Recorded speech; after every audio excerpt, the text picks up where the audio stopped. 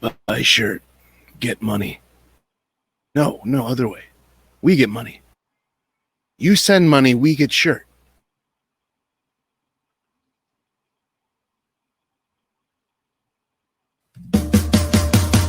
Keeping it honest. You are fake news. Keeping it real. I want to smoke some pot. And keeping it libertarian. I'm a libertarian for life. These are the Fakertarians. My superpower is being honest. I'll eat your ass. I will. Hey guys, and welcome to the Fakertarians podcast. I'm John Hudak. I'm here with Jeremy Kantorowicz and Brian Hagan. Today we have on Sam Coppinger. How are you doing today, Sam? I'm all right. Good to hear it. So some things have gone on in the world since we last talked to you for I think it was our third episode. So we talked a lot about, can't talk. We talked a lot last time about who you might be voting for or supporting in the presidential election. So who do you think you're voting for? The calculus of who I'm voting for is specific to my living in a state that is in absolutely no sense a swing state, and that the outcome is essentially predetermined of. So with that in mind, I am planning to just write in Justin Amash because, like I said, in the state that I am, where the outcome is predetermined, Biden 100% will win Washington state. There's no doubt of that happening. There's absolutely no way that won't happen. So then voting in this state is not really about harm reduction or, a forced choice between however many choices. It essentially a vote here is an endorsement of a particular candidate or ticket. And I will not endorse any of the options. So my options then are to either not vote at all or to write in a meaningless vote, which is what I plan to do. So why not spike?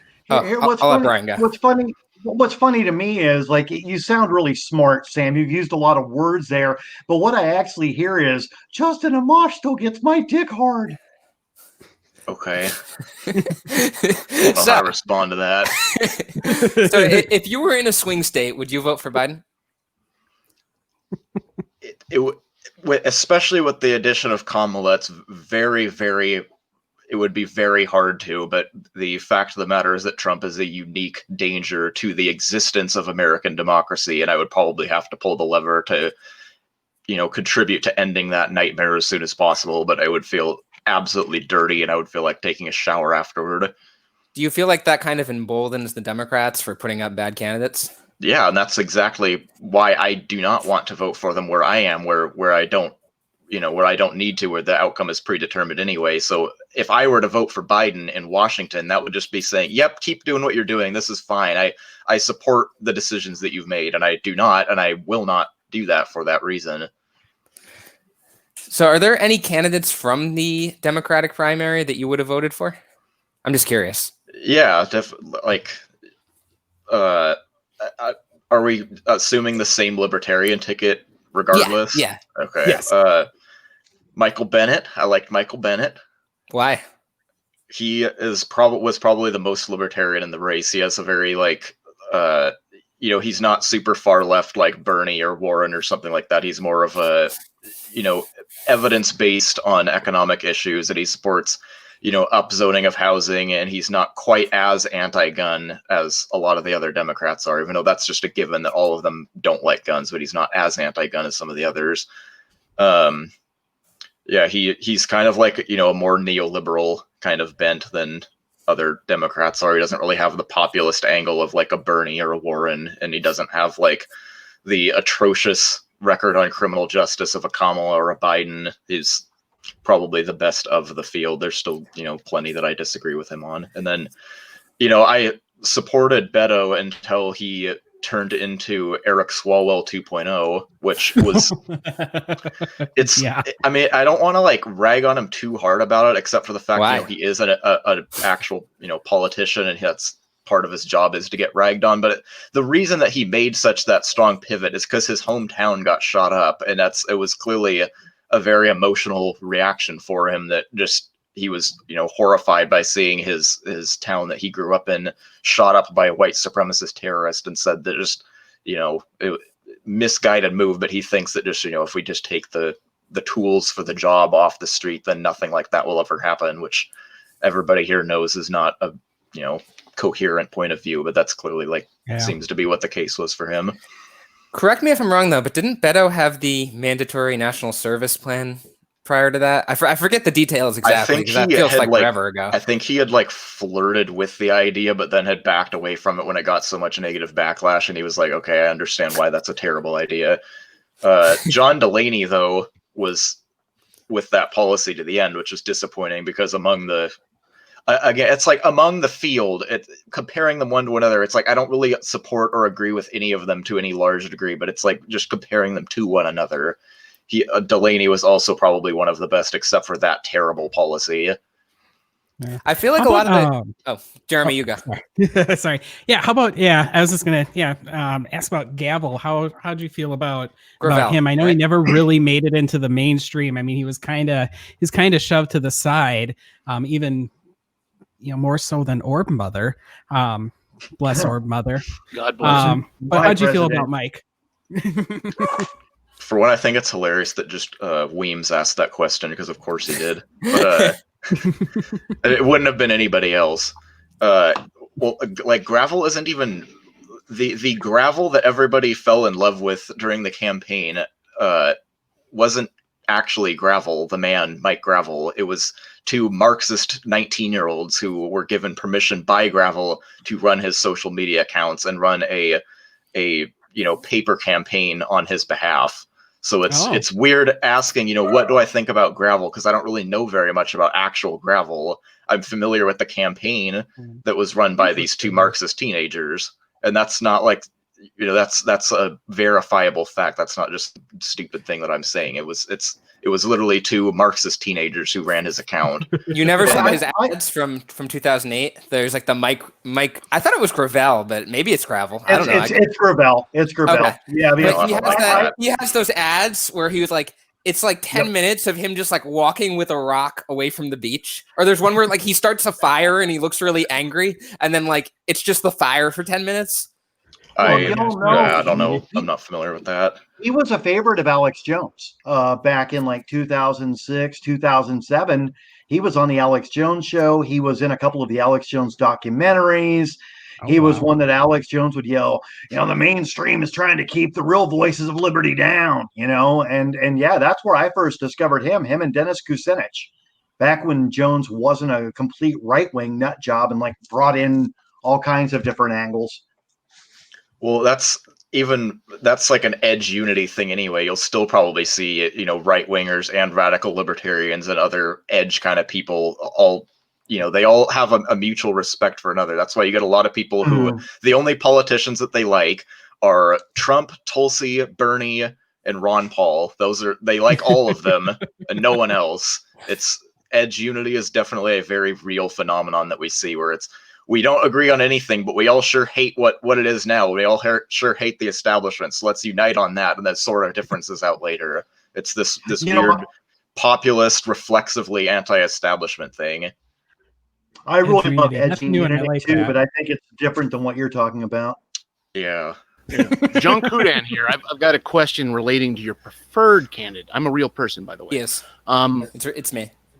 How do you feel about your preferred candidate, Justin Amash, being anti-immigration and anti-abortion?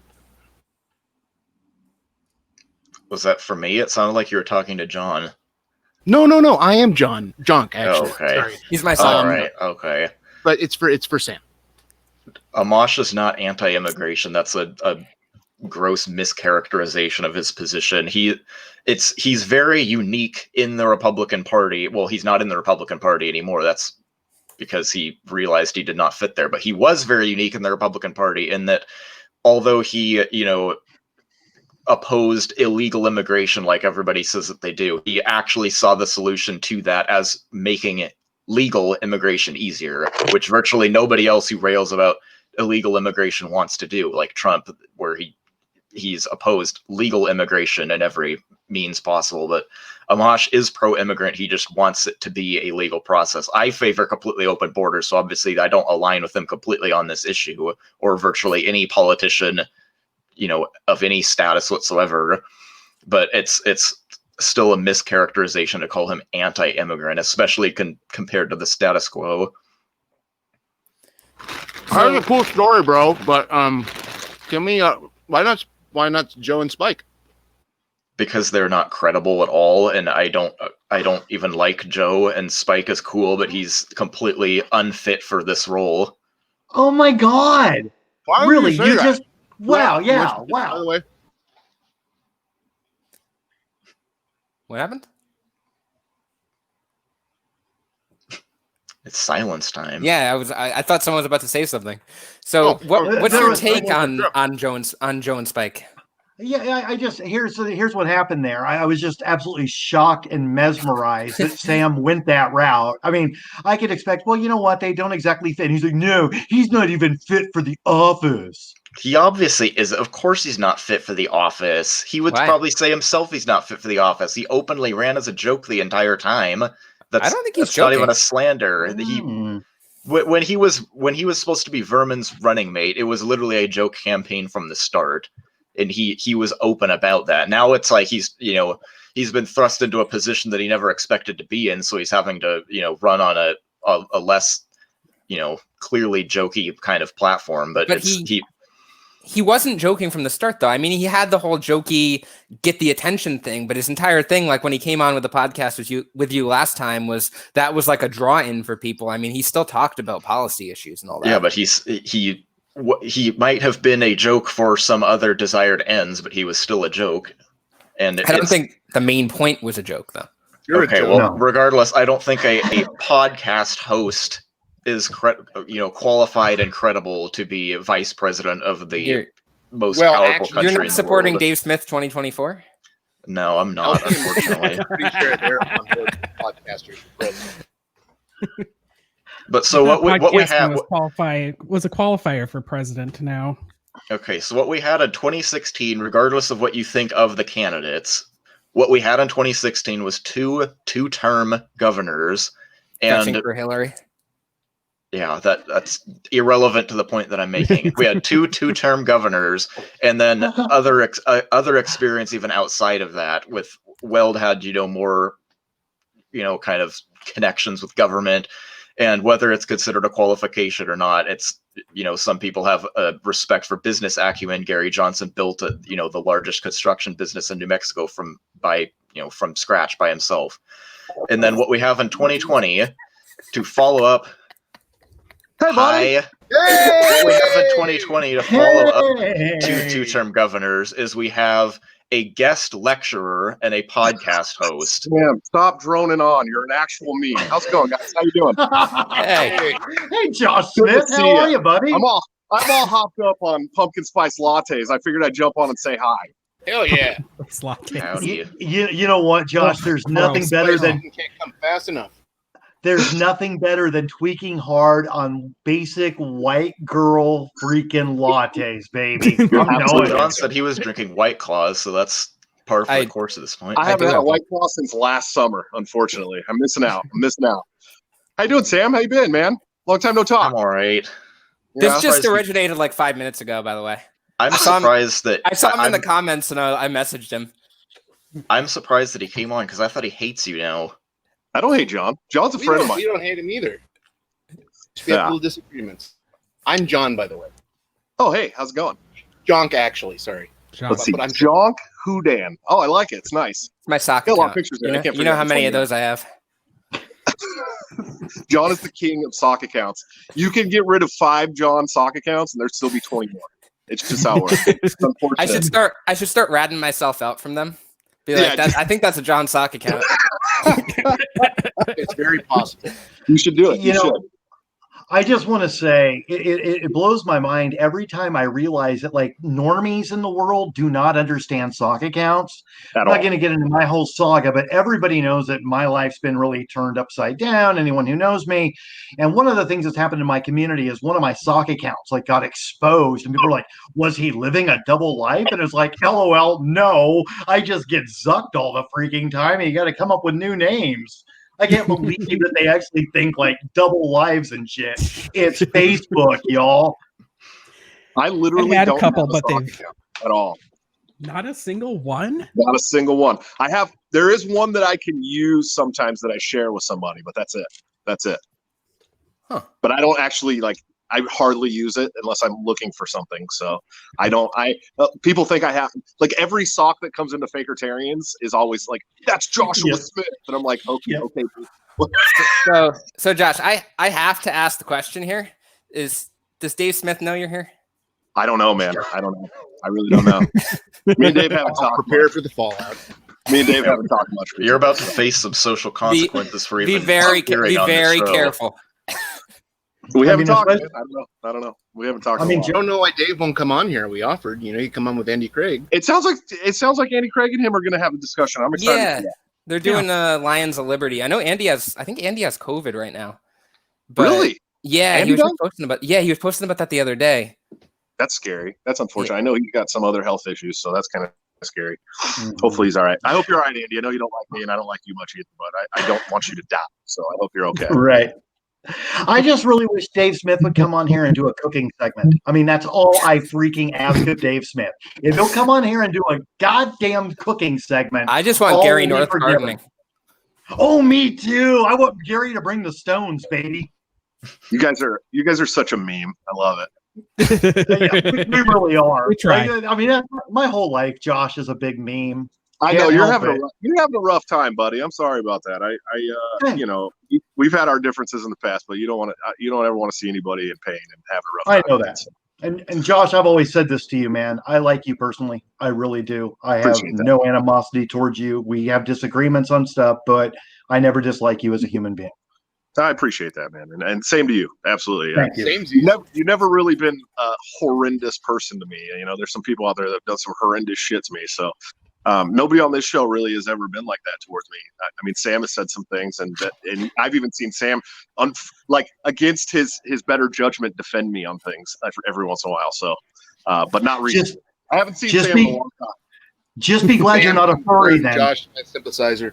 I gotta ask this too. Oh, great. You come on. I can't not ask you anything when you come on. John has never said anything awesome that started with that quote. Did you see that post I made this morning? I have no. I look. My girlfriend has 2 kids, and I know. They are away at a sleepover today, so I took her out. We went shopping. I got her some clothes for because she's pregnant, and we're gonna have an awesome date tonight. So I have not been paying attention to online very much today. So. There's an LPMC member who said not only should the cops be clearing the streets, but they should be clearing them with body bags. Oof, rough. Yeah, I don't know about that. That's what do you mean you don't know about that? You were just praising the guy who saw that into action a few days ago. No. First of all, context here was rant. Calm down, Sam. Take a chill pill. Go stroke the Reagan poster for a second.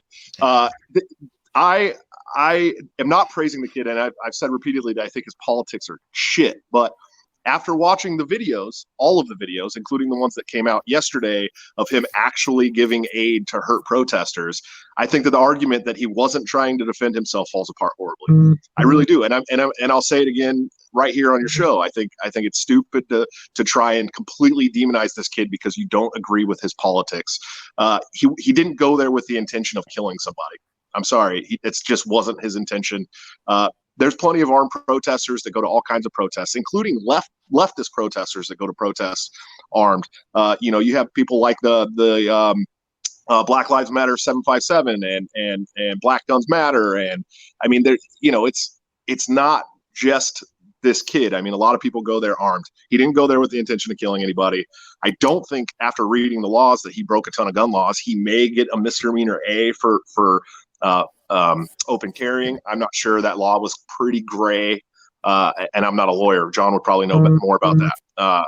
But I watched every video from every angle. I read the eyewitness testimony. I mean, I just didn't see anything that screamed, I'm here to kill somebody. I'm here to murder somebody. I saw a kid that was scared. He was being chased by a crowd of people who may have also been scared and trying to stop somebody that they thought was a murderer, and he was defending himself. I mean, that's what I saw. So I got another question. Yeah. What do you think about the statement, the mob should be put down by any means necessary? I don't think that's a good statement. I don't think that protesters should be murdered in droves because they're protesting. Well, you are getting another video. Oof. What? That was a Dave quote, by the way. I don't think that's a good statement. I don't. Yeah. I'm not against protests. You guys know, I mean, everybody that's like followed me over the last some odd months knows that I marched with the march in Des Moines, Iowa. That would technically apply to you. Yeah, and that march was completely peaceful. We started out in the middle of downtown, marched right up to the State House. The cops formed a line like they were going to fight us. We basically just screamed at them for 10 minutes and then walked down Martin Luther King Jr. Drive, and it was peaceful. I mean, there was no fighting, there was no property damage. Nobody was hucking things at the police or at other people or at counter protesters. I mean, it was really peaceful. And Gary North wasn't out there with rocks. Oh, geez. So I'm totally cool. I'm totally cool with protests. Like, you know, I've stated many times I'm cool with protests. What I'm not cool with is burning down people's livelihoods, burning down the family car, attacking people that you don't agree with. And I've stayed consistent on that. You know, I backed Garrett Foster repeatedly, publicly. I thought that his murder was absolutely a murder, and I'm going to do the same for a kid that, even if I don't agree with his politics, because I think he was defending himself 100%. So we lost Sam.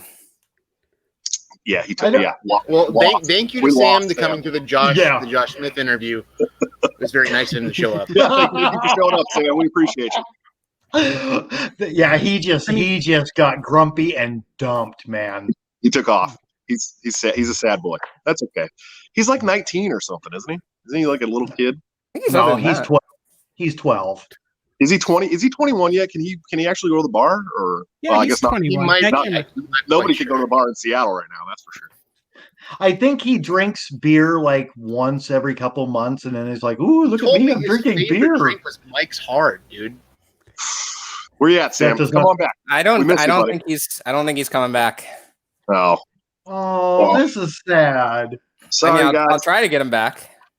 Did he actually take off? Was he actually that upset that I popped on?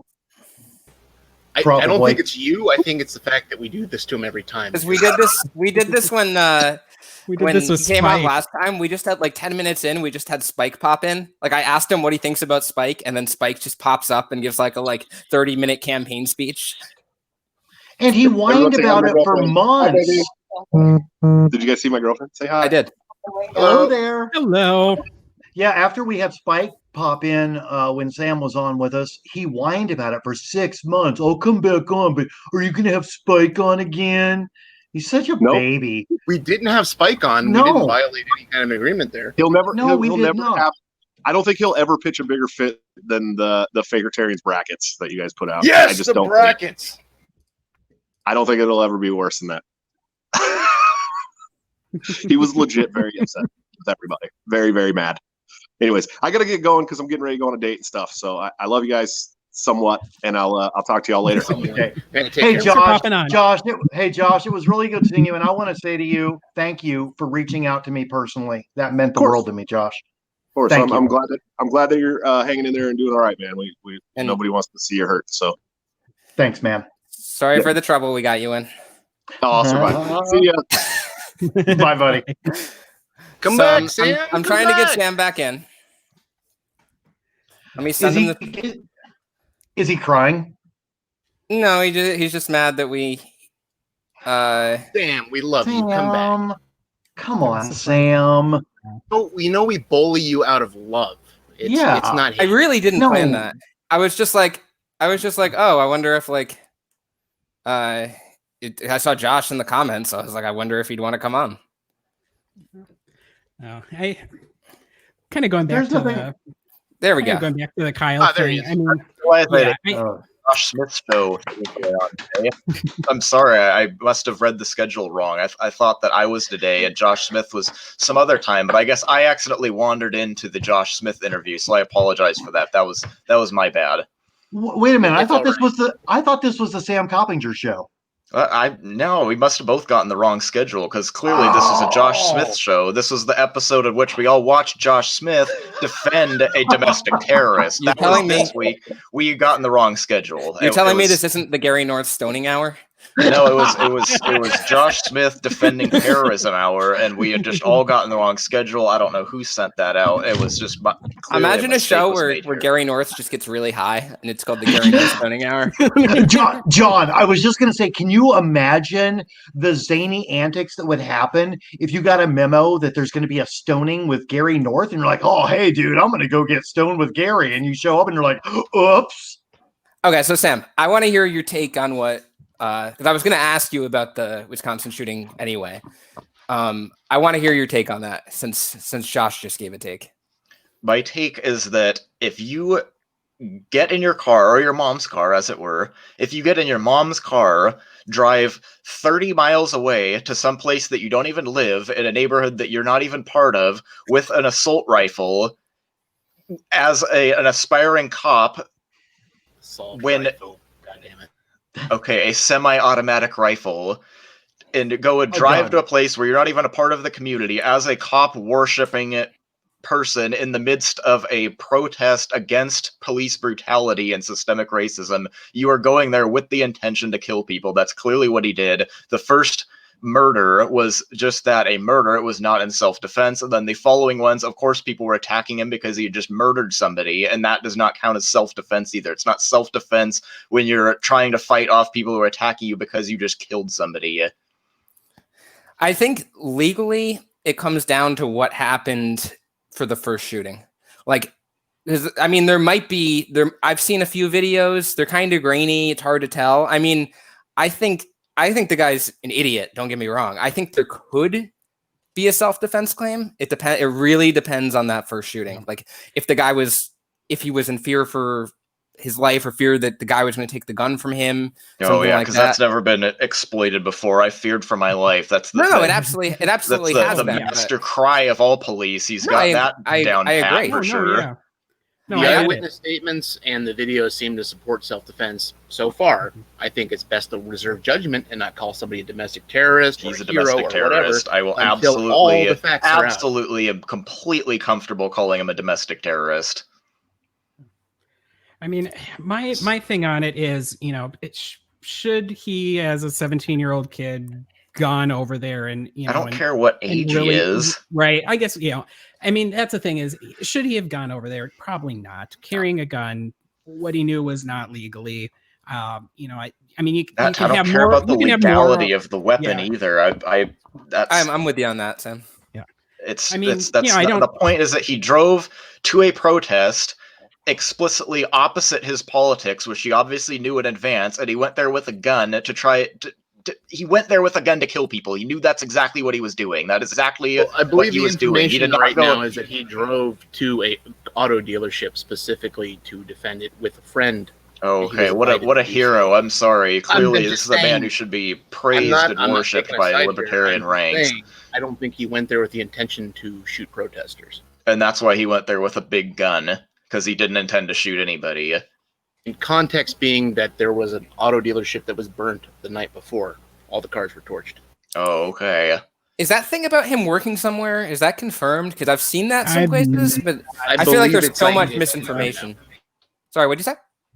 I said I believe it's confirmed now, but I'm just saying, like, it's best to reserve judgment until you have all the facts. Like, just going off your hip and shouting, "Oh, domestic terrorist" or "hero" or whatever the fuck you want to do. I want to be too hasty on judging the guy who drove somewhere else to kill 3 people. That would be silly to do.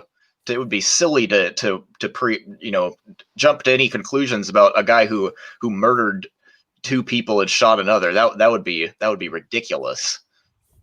Well, I think you've got 2 issues here, and I'm going to be honest. I'm not real up to speed on everything going on in the world right now. But my initial take was kind of the same as Sam's. But at the same time, I'm also saying that, yes, we need to let all the facts come out. Do I think it was a bit cavalier and Wild West for a 17-year-old to pick up an arm? And even if his intentions were the best, I think it was a misguided move. Mm-hmm. With that said, do we know exactly what played out on what led to the actual fatal shooting? It doesn't seem that way. So I'm not going to say one bad thing or one good thing about this kid. I do think that probably in this situation right now, inserting yourself for any sort of heroism like that might not be the best idea. So it's kind of twofold there, the way I see it. Yeah, I mean, I think it's so. It's not a simple thing. No, not at all. And you know what? And what it's going to come down to when it comes to the legal side of it is he going to be able to claim self-defense? And it's the legality is going to be looking at literally within those moments before and during, possibly a little bit slightly after. That's what's going to have to be argued. What the legality is going to be is his lawyer finding it and insisting on having an all-white jury and then playing up how he was an aspiring cop and then he's acquitted. That's what it's going to come down to. I could see he's that. going to be acquitted of all charges because they're going to get a sympathetic jury. They're going to structure the jury, play up the fact he was only 17 when it happened, and say that he was an aspiring cop who was trying to protect his community, and absolutely all charges are gone immediately. That's what's going to happen. He's probably going to be in Congress by 2040. From a legal standpoint, though, there is a possible self-defense, affirmative defense there. Like, yeah, it really depends. It's going to depend on all remotely credible sources or information I've seen. At least the first murder was just a murder. There was absolutely no threat to his life whatsoever. Somebody threw a bag at him or something. It was not a Molotov cocktail like the shop video suggested. Somebody threw a bag at him or something. He killed him, and then people went after him because he just killed somebody. Yeah. The eyewitness statements say that he tried to take the gun from him. So, I mean, that's the official eyewitness statement that's in the warrant for his arrest. And that's a threat on his life, trying to disarm an unstable kid who came here. What's going to possibly happen? You could lose your life. Okay, if somebody takes your gun and you're armed, you can use your life. Okay, so this is the apologist hour now. I don't think it's apologism. That's where self-defense would come in. If somebody's trying to take your gun from you, the fear would be that it's going to be used against you. Cool. Yeah. It's so either way, in any way that it plays out, if it is something of self-defense, the issue that I ultimately have then is how people are using it to hero worship. I think that is the bigger issue than they don't actually care if it was self-defense or not. No, none of the people praising this kid care if it was self-defense. They don't. They see this guy going out and killing cops, and that's a hero to them. They love the Rothbardian or Hoppian sense that we should just go out and murder anybody who doesn't fit our characterization of what libertarianism is, which is basically anybody who's fascist counts as a libertarian, and anybody who's not as a commie and gunning them down as a service to society. They do not care if it was self-defense or not. This is to them a hero who drove to go defend this community that the police are failing and letting fall into anarchy, that all across the country the police are failing, and now the right-wing militias need to rise up and protect private property because the police have failed. That's what this is about. And all of these right-wing quote-unquote libertarians who love Hop and Rothbard, that is why they're supporting this kid. They don't care if it was self-defense. It's not a gun rights issue. They just explicitly support murdering people who they don't agree with. Right. That's the thing. That's the biggest issue that I see is the hero worship over self-defense. Self-defense. There's also the opposite. What's that? There's two extremes. There's also the opposite, which I feel that Sam is falling for here. There's the hero worship and the demonization instead of just I'm going to demonize somebody who murdered several people and drove to a protest with a gun to murder protesters protesting police brutality and systemic racism. Yeah, I'm going to demonize them. We're all making assumptions at this point. It's better to wait until we know what actually happened and follow the evidence instead of immediately jumping to domestic terrorist or fucking hero. It's not. I mean, generally that does not play out very well. Look what happened with Nicholas Sandmann. That he's a prick. And now he's turning this situation into a lifetime grift act and already grading himself with conservative what he was accused of, it was not true whatsoever. You need to wait for the facts to come out and evaluate them instead of just jumping to conclusions.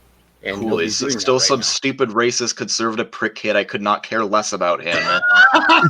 You know what, Sam? I'm gonna have to agree with you. He's still a little fucking snivel face. I don't care what anyone says. He's gladder than anything in the world that this happened. This whole situation, the greatest thing that has ever happened to Nicholas Sandmann in his life. Canceled. He was nobody, and now because he got canceled, he has a lifetime career in conservative politics and media. This is the greatest thing that has ever happened to him in his life. But he's going to keep pretending that he was a victim and that he was so wronged by the leftist SJW machine. He is just had himself set up for the life. initial narrative was not factual, and that kind of played against the people that said it was factual. The people that brought that narrative forward and that was incorrect, they have egg on their face. You know, cool. Don't jump. I don't care. I will jump to conclusions. I do not care about Nicholas Sandmann. I don't care about this domestic terrorist. I mean, whether or not it was self-defense, I agree. We shouldn't be lionizing him as some sort of hero. I think that's the issue there. I do think there are people like myself that do care about the narrative of what happened. Like when I first heard what happened, I immediately was like, okay, this guy's probably is a domestic terrorist, or he probably went in there and just started shooting at people because I heard like 3 shot at a protest. But ready for trouble to come find him and got excited for the trouble to find him. But it's honestly tough right now. Like, I do feel like we still, even if he's a total prick, if it was self-defense, I do feel like we still have to defend that. Agreed. You don't convict somebody based on their beliefs; it's on the actions. Yeah. So, but either way, in the end, if it was, if he gets off on self-defense, just the entire hero worship is just so pathetic. Self-defense is not a heroic act. It is this was a tragedy when you look at it. It's a necessary need in a particular moment that is just tragic and unfortunate, and it's not heroism. It's just say even that the first person was the aggressor and he did act in self-defense. The 2 following people that were shot could have believed he was an active shooter, and that's a fucking tragedy that those people acted like say they either rightly or wrongly acted that in the belief that he was an active shooter. They're like somebody lost their life and somebody is now in the hospital, missing a chunk of their arm. Yeah, it's tragic all around. Yeah, like it's not something to worship, create hero worship from, or I don't think people should demonize. Just wait for the fucking facts to come out. Can we pause for a second to look at the angry guy in the comment section? You guys seeing this right now? So let me read this one out. Imagine pretending to be libertarians. You guys are sad, can watch a very easily understood piece of footage and claim that it's something else. Now you guys are complaining about how another child is taking advantage of being canceled. You guys don't live in reality. What? Okie dokie. Yeah, whatever you say, dude. I'm sorry. You know what? Thanks for the copy pasta. Yeah, that was really sweet of you. And here's the deal. Like, going back to Sandmann, okay, did the media jump the gun on that? Absolutely. It was never a freaking story, okay? But what we got to know is there was this little snivel-faced kid, and then some left-wing agitators, and then these really awful black Israelites or whatever. And at the end of the day, nobody was necessarily right, nobody was necessarily wrong, and that kid still looks like a snivel face. Yeah, I can't disagree with any of that. Yep. Okay. Just the facts. So I mean, I would give anything for the entire, media existence to just smear the shit out of me, because I mean, then I would never have to work a day in the rest of my life. But you know how much money that could make? That's all that that Republican politics is about is unjust, aggrieved white men getting a career out of being unjustly aggrieved white men. That's the state of the Republican Party post 2016. And if you're some stupid white kid who got told to shut up by a black girl at college once, you have a Fox News show now. That's all that it takes. Yeah, I gotta hang out at the college campus. The left got me, and then you go on Fox, and now you're a hero, and every single boomer is sending you money every month, and now you have a Fox News show, and you're shaking hands with Ben Shapiro. And then suddenly Kid Rock is like playing your birthday party. Yeah, it's is even if old you enough to know if you who have Kid no Rock is. soul, it would be very easy to get into the conservative grift machine. That's yeah. clearly why so many people have, because if you just are willing to sell your soul for fame and fortune, you could get into that so easily. If you're just you don't even have to be a white guy, because if you're something else, you could play the token angle and say, well, America's not really racist, and it's racist to say that it's racist actually. Yep. Candace freaking Owens all over that. Exactly. Yeah. No, it's quite maddening to me when you look at that machine, and it's been going on for a long time. You're absolutely right on that, Sam. It's just this self-perpetuating. Do we lose Brian? Nope, Brian paused. Brian, you're on pause. We can't hear you, bud. Do we have any other comments on that while we wait? I mean, we can let Brian come back and give his comments on it, but do we want to move on to another topic, or are we staying on this one for a little bit? Do you have any closing thoughts on this one, Sam? Because we have some other ones to cover. Missing out on Brian's, rant about the conservative grift machine, because I'm sure it would have been delightful. I definitely, when we get Brian back, I will definitely go back to that. Maybe I'll pause here and we'll ask a very brief one. If you had a marsupial pocket, where would it be on your body, and what would you keep in it? This came from the comments section of one of the posts we made. I think I saw that on there.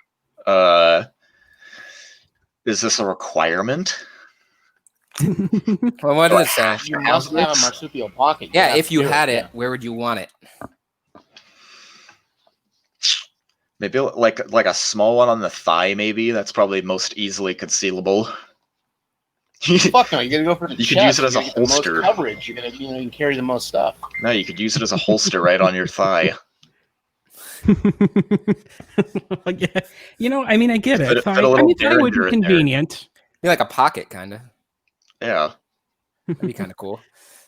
So moving on to something absolutely totally different and way more serious. Do you think Harry Truman was a war criminal? You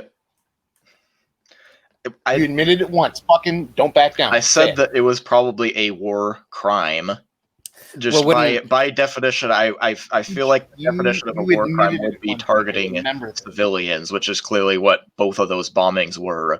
I don't know what is supposed to be accomplished by calling Truman a war criminal. I don't see how that advances any helpful goals or issues in society. What's this question that just popped up? Oh, going back to the shooting.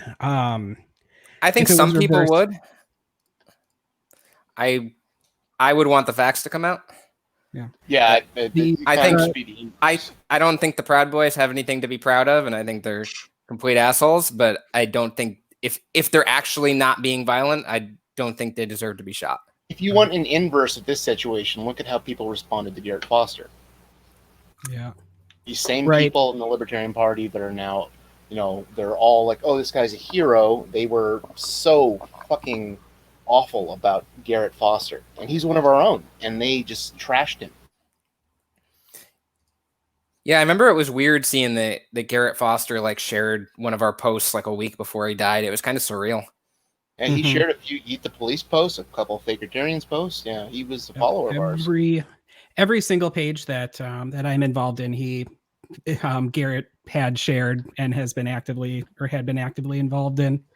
Yeah, I think that's what kind of got me personally about Garrett is, I personally interacted with him on literally everything that I've done in the kind of libertarian sphere. So I was like, oh my gosh. But seeing the way that people reacted to him, people that spoke negatively of him based on perceived politics are the same people who are worshiping, this Kyle kid that's, essentially based on perceived politics or what kind of politics he, eliminated, that kind of thing. And so I think definitely the way people initially react, definitely is tell if they're not a, consistently principled person, I would say. I get that.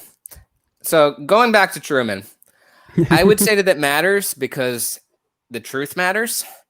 And I think it's important to look at authority figures in a different way than how they're commonly looked at. Something, and this is somebody that I don't really follow anymore or have much respect for anymore, but something that Larry Sharp, I remember, said in some podcast a long time ago, 2016 or 17 maybe, is that you never have to be brutally honest. There are always multiple ways to say something, and you can get a message across without it being the most crass way. And what his example was is, if you're a doctor and you're seeing, a patient who the patient is somebody's elderly mother who was just passed away, and you have to inform the family of this, you can say, I'm sorry I'm sorry to have to be the one to deliver this terrible news. Your mother has passed away and is no longer with us. You could say that, or you could say, hey, that lady who birthed you is dead. And it's a choice of how you say that. So we can either we can acknowledge in a nuanced, level-headed way what the morality of the Hiroshima and Nagasaki bombings were, or we can just shout, Truman's a war criminal, and so has every president since all of history been. And which one is going to be better received by the kind of people who need to hear this? If you say, Truman's a war criminal, all presidents are war criminals, taxation is theft, public school is rape, you're scoring a lot of points with a bunch of radical libertarians who already agree with you and have no impact on what society does or doesn't do anyway. Or you can raise a nuanced discussion and actually get some people who, do have a innate kind of hero worship or sense of American exceptionalism to actually re-examine their thoughts about history and government and society. So which is more valuable here, scoring points with these cool slogans, or actually raising a discussion that could help change policy for the future? But to play devil's advocate here, I mean, why are you rightfully willing to be harsh about someone like Trump, but not willing to be harsh about someone who murdered, I don't know, how was it, hundreds of thousands of people? I mean, there's all the radiation afterwards. I mean, it was absolutely horrific. It was, yeah, it's horrifying that hundreds of thousands of innocent people died, and it is hard to, even as an American, probably judge that from a neutral perspective. And I've acknowledged that before, that you're, as part of American myth making, it's hard to even grasp the full spectrum of how terrible some things that have happened in American history were, especially by American leaders who are still revered to this day. But the bombings were not, some super easy decision, or that he just felt like killing a bunch of people. It was, and it's not like it was something that, was unpopular at the time until, recent years, when people have started examining things a bit more critically. It's virtually been the default American position that it was justified, which, whether it was or wasn't, it's not some black and white issue. It was determined by Truman and his advisors as something that was needed to expedite the end of the war and prevent further death. A lot of people will say that it was, the utilitarian option to prevent further deaths that would have been even greater in magnitude than the bombings. And I'm not sure about the accuracy of that, but regardless, it goes to point out that this was not some black and white decision, or one made out of just sheer evil and desire to kill civilians. I mean, or it could have been a show. I have a question. Oh, Mr. Wyman, one question. Okay, so you're fine with that happening? Like, you can't call him a war criminal. Like, can you just call him, give me a yes or no? Is Harry Truman a war criminal? Please, just tell me. I don't see value in answering that question as give me a yes or no answer. I'm not going to do that. Is Trump a fascist? I'm not going to do that. Do it. Yes, Trump is a fascist. Well, what about, is Harry Truman a war criminal for killing hundreds of millions of people? Hundreds of thousands of people. Millions, wow. Sorry. Hundreds of thousands, I corrected myself, sorry. I don't see value in answering that question as posed. If you want to raise a question about the morality of the bombings and whether or not they were necessary, that's one thing. Just saying, is Truman a war criminal, is not a question of value that's going to have any positive impact on society in the future. Did Harry Truman commit an immoral act by authorizing the murder of 100,000 or more people with the atomic bombing? I'm not a military historian, and I'm not exceptionally familiar with the exact conditions of World War II at that period. Is it ever justified to kill another person who has not wronged you? Okay, is it ever justified to kill civilians in warfare? I have not fought in a war, and I don't feel like I'm qualified as, a sheltered prince of suburbia to make, sweeping moral declarations about warfare. What about My Lai? Can you say that My Lai was a bad thing? Like they killed civilians. Is it ever wrong to kill civilians? That was a much more black and white situation. That was not something that was determined to be necessary to avert further death. Is you had like that was ordering it versus the president ordering it. What's the difference? War crime. That's not what the difference is. That's absolutely not what the only difference is. The difference they were killed purposely. Okay, the difference between that, and this isn't me apologizing for the nuclear bombings. This is the difference between those situations is that the My Lai massacre was a deliberate, explicit war crime solely for the purpose of killing civilians to no other ends. The bombings of Japan were seen as part of a greater military strategy to expedite the end of the war. Those are completely different situations, fundamentally so, even though they both crime apologist. I understand. They both may well have been unjustified ultimately, but regardless, the moral calculus and circumstances surrounding them were entirely different. What is your moral calculus? What do you ridiculously dishonest to posit that they're the same situation?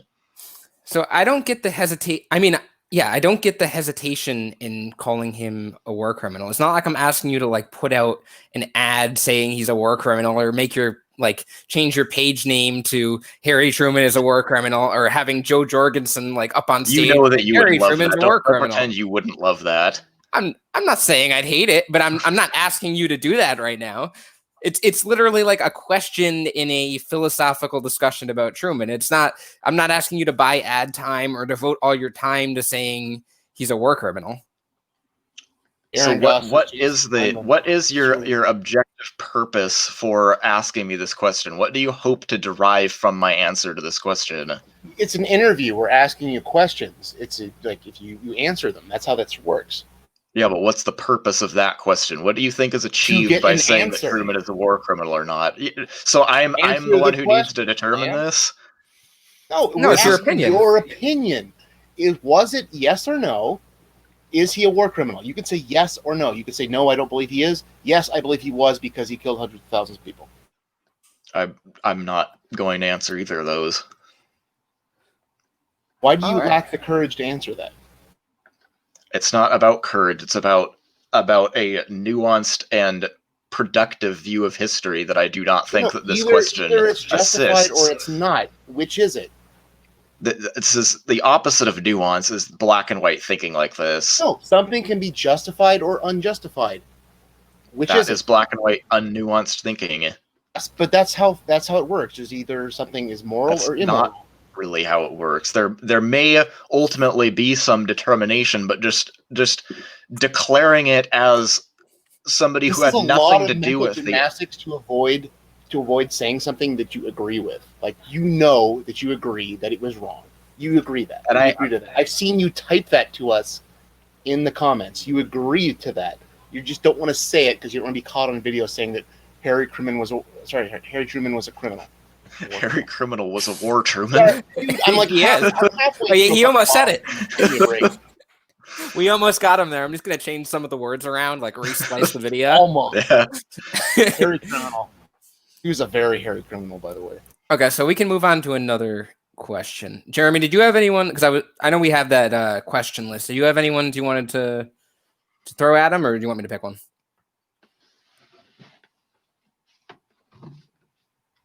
I can pick one. So Jeremy's muted. I don't know if he knows that. Oh, he is? Jeremy, you're muted, dude. Yeah, nope, I totally didn't realize that. He's been trying to talk this whole time, like putting in like really good points. He had like paragraphs and paragraphs of stuff rehearsed, and we didn't even hear any of it. Lost forever. I don't think my mouth even moved.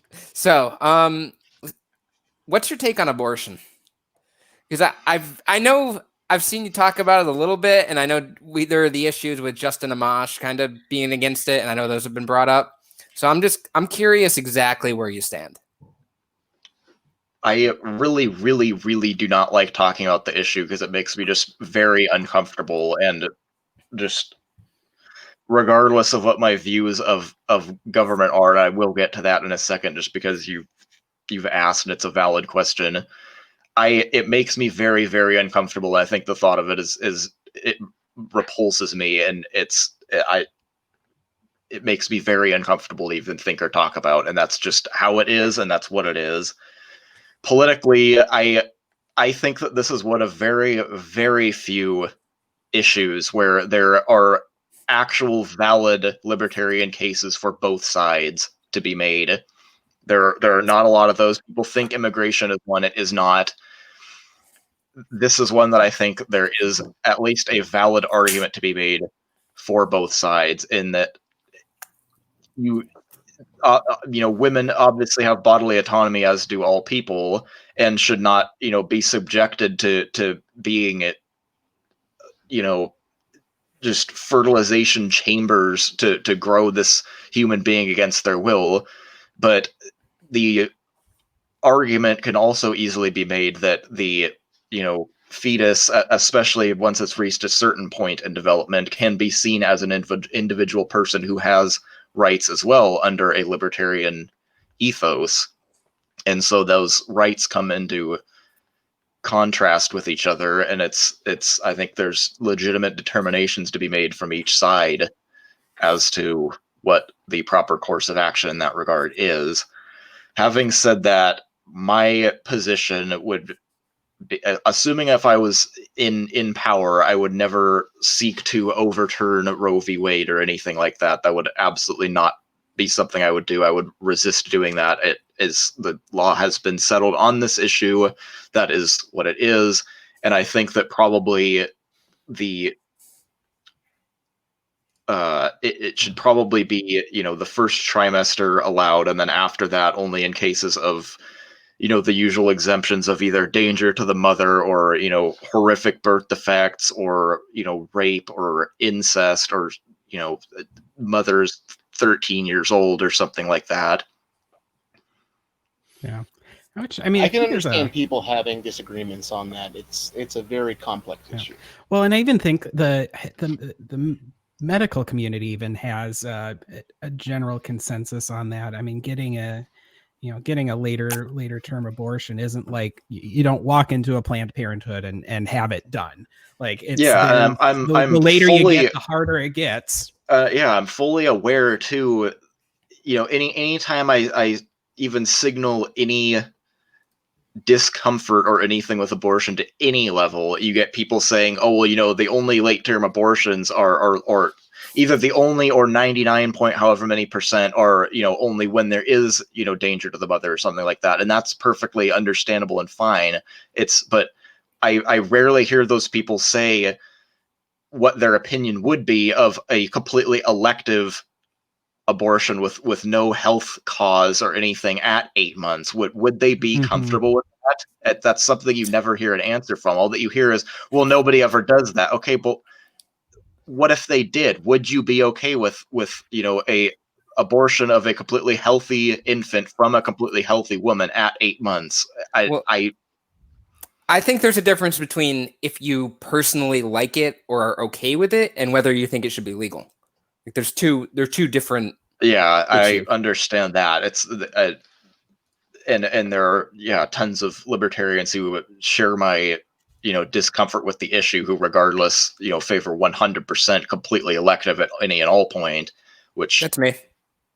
Yeah, but it's as far as the legality aspect, if you're ever comfortable making a determination that a infant before birth, in the womb, even if it's 1 day before, birth, does that count as a human being with rights? And then from that point, that would be where you would get into not supporting the legality of it in the same way that it, because by that point you'd essentially be saying that it would be a murder, which obviously would not be justifiable by libertarian principles. Mm-hmm. it's, as I said earlier, this entire issue makes me very uncomfortable, especially as just somebody who, for obvious reasons, will never have anything to do with, personally giving birth to a child or being pregnant. And it's just the irony of 5 men sitting in a podcast talking about abortion is not lost on me. I know it's a sensitive issue for you, so we can move on to another one. But I know my sock account up there had a question he wanted to ask. Yeah, John Kudan here, of course. So, Sam, I know you have said previously that you viewed anybody that wasn't on the coast, east or west, as Hicks. Anybody in between in the flyover states, they were Hicks, and they were, their opinions were less valuable, and they were backwards people. How do you still stand by that? With things of that regard and things of a slightly more furred nature, people should realize that a lot of the time I'm rarely more than 60% serious about things. Okay, I just wanted to see if you were actually serious about that, because there's more than a few questions about that, because a lot of people live. I am self-aware of the fact that I do objectively have an anti-rural and breadbasket bias, but it's not like I actually legitimately think that these people are lesser than others, inherently or something like that. And it's not like I would, support any measures that would marginalize these people, to any legitimate degree or anything like that. It's just, it's how the terrible things that sports teams fans say about one another. It's of that nature. Are you familiar with the rule of goats? I am familiar with Ken White's rule of goats. I love the rule of goats. I think that's an adequate answer. He says he's not quite serious about what he says, even though he may have a bias against people. And in between the two posts, should we get into part of why that bias exists, though? Because I can do that. Of why there is that 30% serious bit to that, and that's because American culture. Oh, that's some toe dipping right there. American culture tremendously over-romanticizes ruralism, and I'm sick of it, and it's irritating, and there's no justification for it. There's such this phenomenon in this country that the media perpetuates constantly, that you're not part of real America unless you live in a rural area. Unless you live in rural Kansas, you're not real America. Look at any holiday special. It's always about somebody who lives in New York or LA or San Francisco going home for the holidays back to rural Missouri, and they learn that they learn to take life slow, and that they put down their cell phone, and that they breathe the fresh air, and then they realize that's what life is really about, is life in the countryside, and that the city is a lesser plane of existence, and that people who are in the cities are lesser. And this isn't even just a social or media phenomenon in America. It's built into our norms and institutions, like the Electoral College, in which the vote of somebody from Wyoming is worth more than 4 times the vote of somebody from California. This rural bias of what America is, and that you're not a real American unless you live in a rural area or a low population state, is stupid and irritating. And so my repulsion to that is part of why I have this bias. I've got to say, I don't normally see people saying what you're saying, but in regards to people acting like, oh, they're better than you because they live in a rural area, I don't see that very often. I also live in a large city. Definitely happens. Look at any, stupid boomer memes that go around, like, oh, share this if you miss, real America. That's a picture of like some farmer with his son and his dog or something. It's like, ask anybody about real, or how often politicians talk about the heartland. We're winning in the heartland. It's all about 30% Thomas, and Nebraska and things you're saying, right? You're just kind of dipping your toe in, and you don't want to say it publicly because it might reflect badly on you, but deep down you believe those things. Is that what's going on here? But I am expressing my disapproval of the romanticization of rural life at the expense of the demonization of urban life. You really I don't think see that's- much like demonization of urban life. Like, and I live in a very urban city. Then No. you have your eyes closed. I think I see it. I think especially when you get to the Lifetime movie kind of things and the romanticization of it. I kind of wonder if it's dying off a little bit with with more of our generation, but you still got to market to boomers in a way, and so it's still there. It still exists for And sure. it's so ironic because boomers didn't grow up there. Boomers grew up in these Levitowns. They Right. grew up in exactly the same way that I grew up in a suburb outside of an urban area. But Yep. for some reason, I was just there. The culture that they grew up in also romanticized rural life, and so even though it's not the life they lived, that still imparted this adoration of this lifestyle to them that they will perpetuate on as part of American culture. So I had a request to ask you something. What did those Haitian rice farmers ever do to you? Do you have no idea what I'm talking about? I remember something about that. I think it had something to do with Reagan. If I remember, it was some policy he put in place. If I remember right, it was some policy that wasn't even actually bad from a libertarian perspective, like broad view. It was like some free trade policy, I think. That wasn't it a subsidy or something? As free trade often does, it puts people in an uncomfortable position, but it's for the betterment of society as a whole. And I think that's what it was, is that somehow these Haitian rice farmers became worse off because of some free trade policy that Reagan passed. But it's like, are we going to, is libertarianism going to start embracing protectionism too for the factory jobs in Michigan? Because it's just, that's not what the libertarian position is. We don't. Shout out to admin number 502. That was his question. I agree with you there. Just because we can acknowledge that free trade does produce negative outcomes for some people doesn't mean it's an overall negative policy that should be opposed. So, but if it was a subsidy, would you have an issue with it? I honestly I don't wish I knew more subsidies. about. Okay. But I'm pretty sure that's not what it was. But I'm pretty sure it was the opposite of a subsidy. I'm pretty sure, if I recall, it was about a free trade policy that. I really wish we had admin 502 here right now, because that was his thing. We'll make sure to have this was like a year and a half ago, so I don't remember it that much anyway. But like I said, if I recall, it was a free trade policy that somehow made some people worse off, which is unfortunate. But that's free trade often does that, and that's not a reason to oppose free trade. Well, I'll look back into it. But speaking of presidents, who do you think was the greatest president of all time? Lincoln. You a big fan of suspending habeas corpus?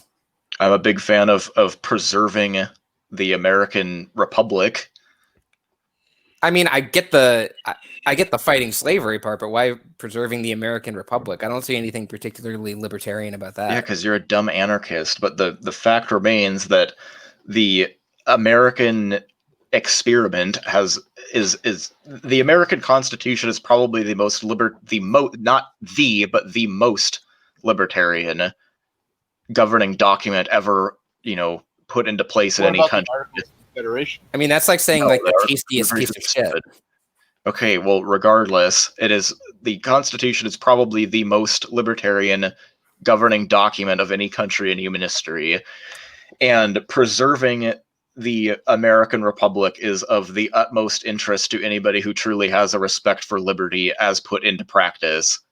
I don't think the U.S. has liberty put into practice. I think we murder a bunch of people overseas. I think we have overflowing jails, the highest number per capita of people incarcerated. I don't see liberty. Nobody loves moral equivocation more than tankies and libertarians and leftists. Highest percentage per capita or highest number per capita of people incarcerated. I don't see freedom there. Okay, have you gone to? I think you just repeated Dave Smith's intro to his show. Have you gone to the Cato Freedom Index and looked at the U.S. rankings? Objectively, the U.S. is still among the most free countries in the world, and especially compared to, empires and nations past, long past centuries ago, the U.S. is phenomenally libertarian compared to those. Obviously, fantastic. That's why there's riots. Not just on paper. And obviously, I will happily join alongside. This is why I'm libertarian, is because I don't think we're anywhere near the goals that we need to achieve, and that we should always maintain a struggle to better realize the goals of the Constitution and then some, because even the Constitution does not go as far in several areas as libertarians would like to go. So we should never, just rest on our laurels and assume that the U.S. is the best country and it can't get better and we should just, stay where we are. But that you can push for the betterment of society. America is the freest country. Would you be saying it's the best country? Which one is it? What?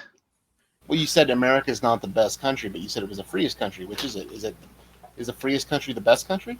I think America is the best country on earth. Okay. So is it the freest country? Is that what you believe? It depends what you value more highly. I know that some estimates put, it's all subjective of how the weighting of all these things work. I know that other ones that rank very highly are Switzerland and Canada and Australia are all considered significantly free countries too. I mean, go on. So I'm not, I wouldn't be completely comfortable in saying that America is definitively the freest country in the world right now, but I don't think it's too far off. I personally value not being in a cage, and with those prison numbers, we're pretty bad. I think we have the illusion of freedom here. You believe you have freedom, but you do not. You have to comply. Everything is highly relative, and that's something that radical libertarians, leftists, and tankies do not understand, is that everything is very relative, and that a bad thing and a worse thing are not equally bad. I mean, maybe some of the other countries would be a little freer if we weren't bombing them into oblivion all the time. I mean, that's probably true. Overthrowing their governments and trying to influence them. Trying to influence is not inherently bad. Trying to overthrow is when the influence almost always is for bad. The purposes of the United States, military-industrial complex and being sure, able to sell weapons to them, or you guys know I'm not a neocon or something.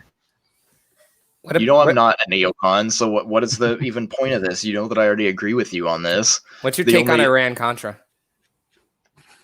I am not that familiar with it, but I'm sure it was a bad thing. I don't think that Reagan personally knew about it, but I will hold it against him anyway in a buck stops here manner, because I think that's appropriate for virtually anything that happens under a president's administration. That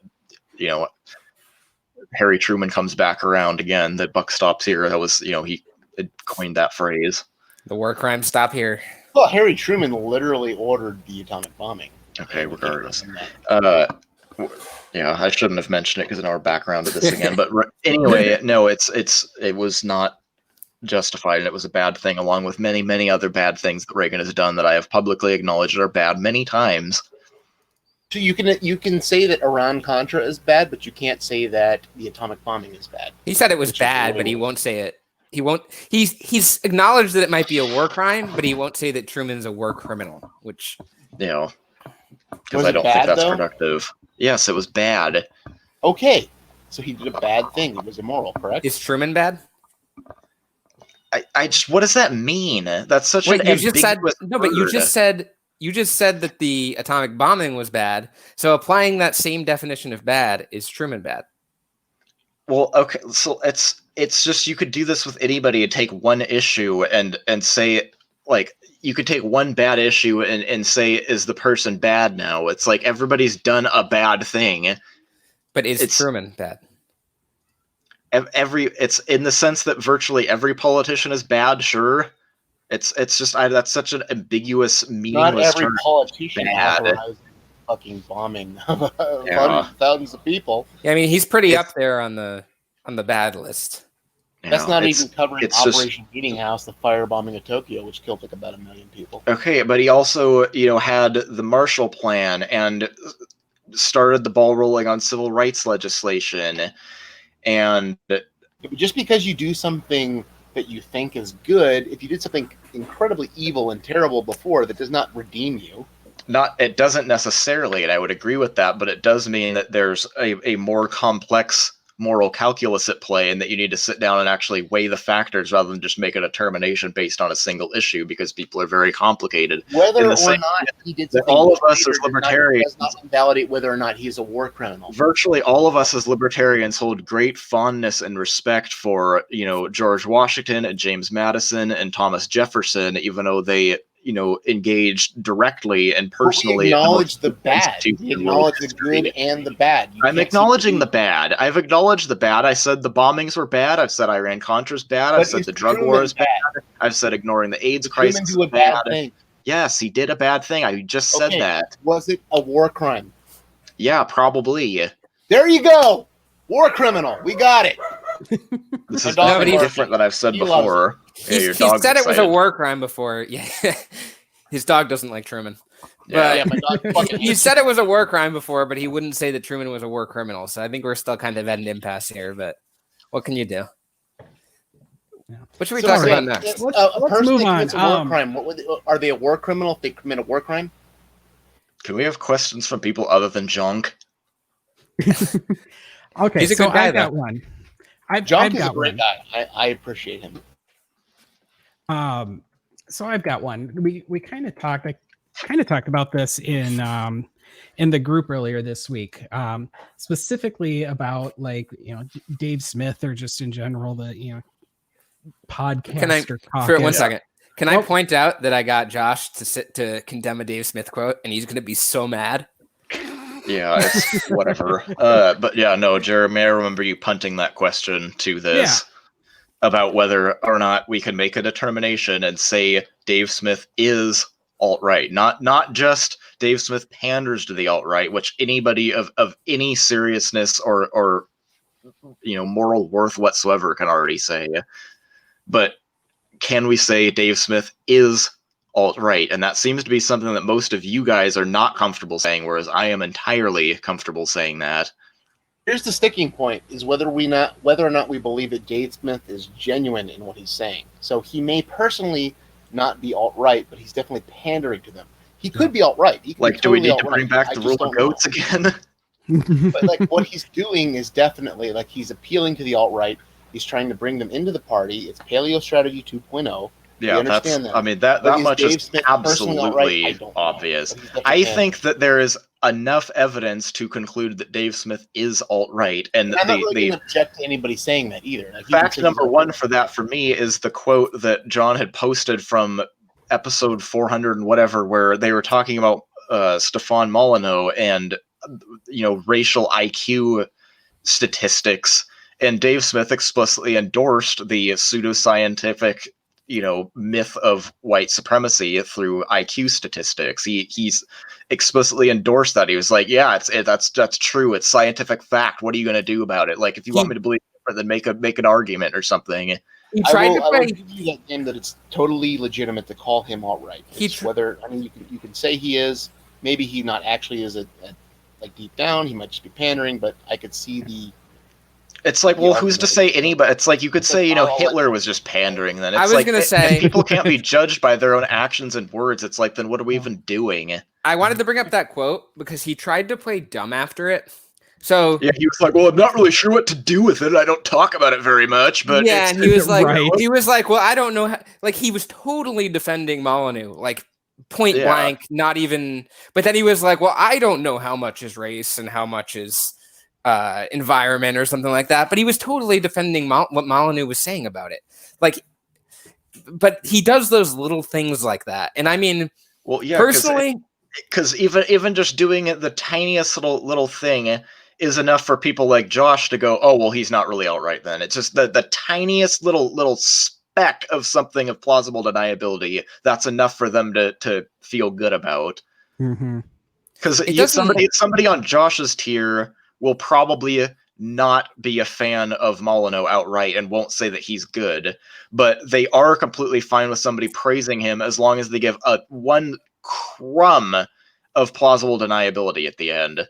I totally thought you were talking about a different Josh for a second, and I got really confused. No, Josh.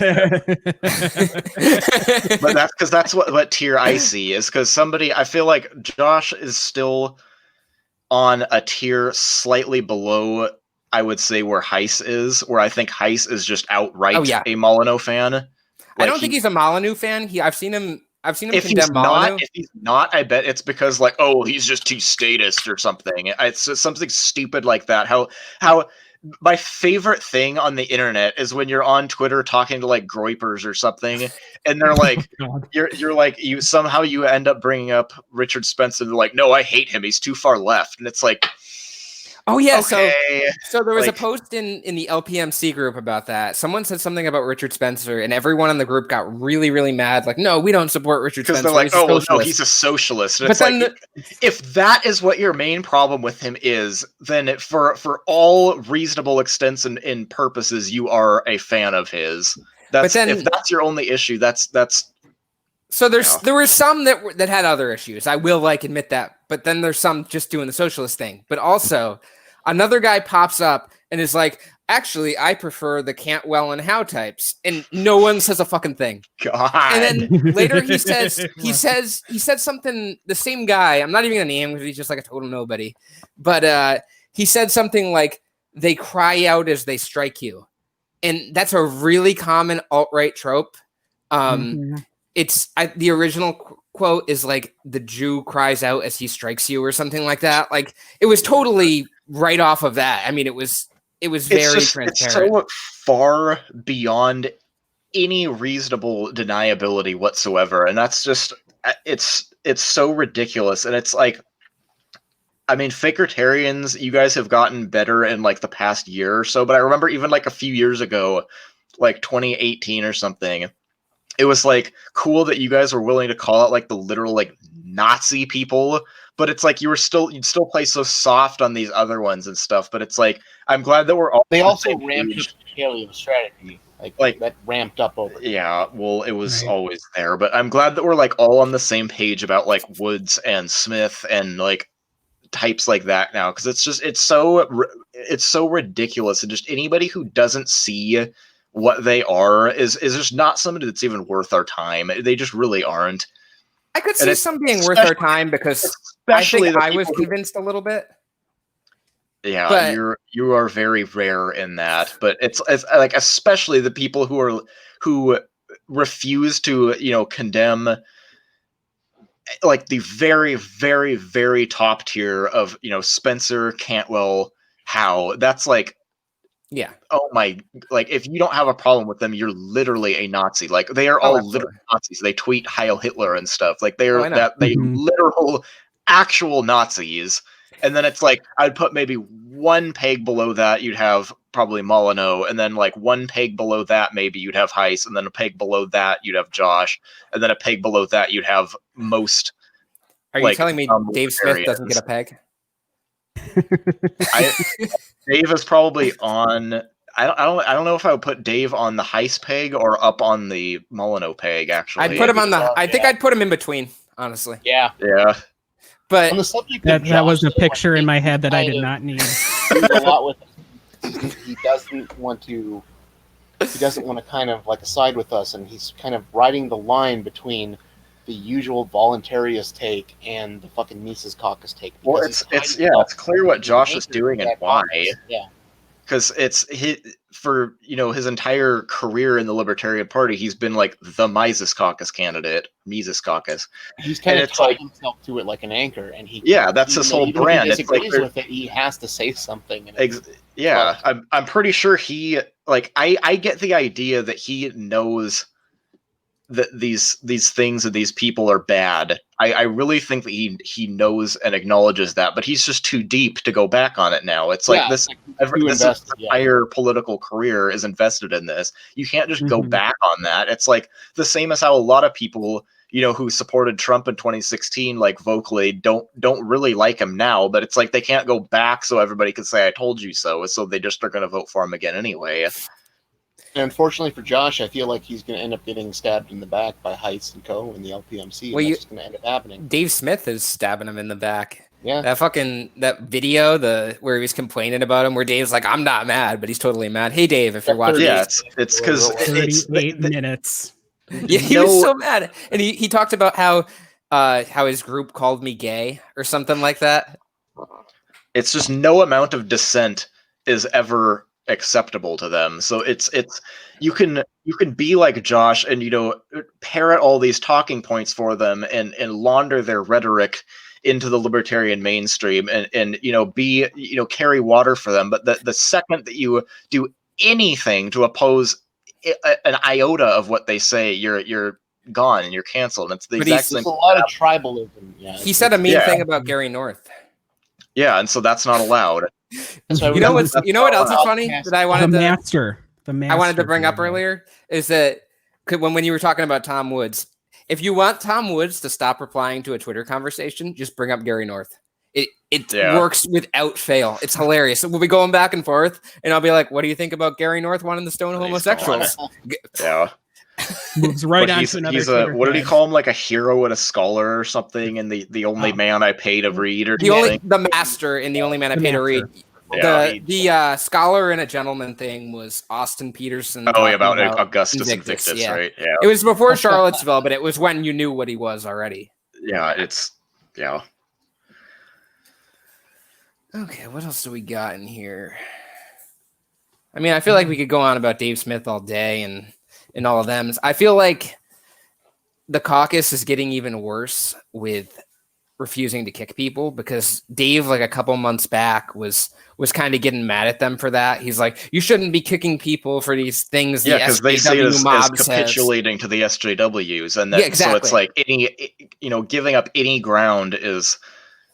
They have no moral standards of their own whatsoever. So when they engage in any banners, anything, they assume it's not because they thought it was the right thing to do, but just because the SJWs would have demanded it. So they see it as just capitulating to what the mob demands.